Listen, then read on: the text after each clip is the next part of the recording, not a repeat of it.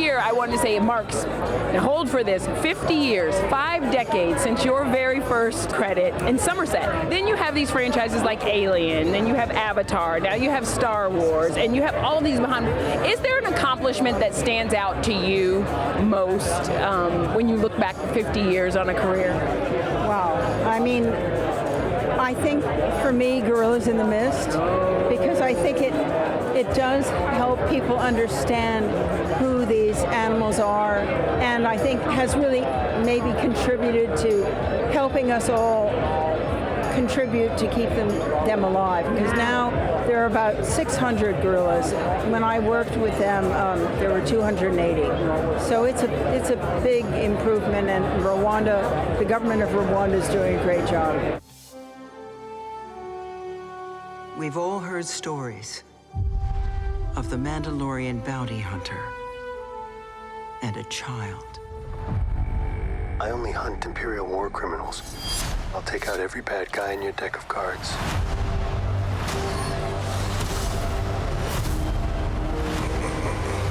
This isn't about revenge. It's about preventing another war.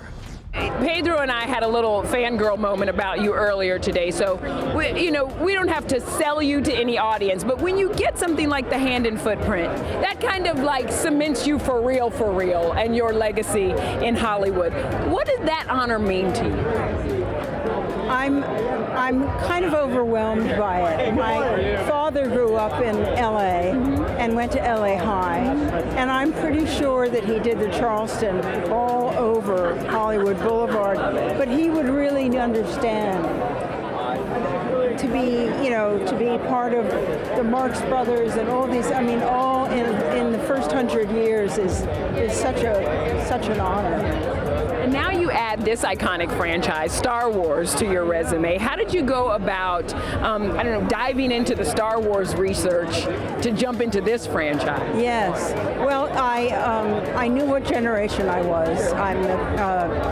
Came up with the rebellion, so I just worked off of that, and there are a lot of parallels with today's world, I think, fighting for a republic, etc. And also my admiration for women in the armed services.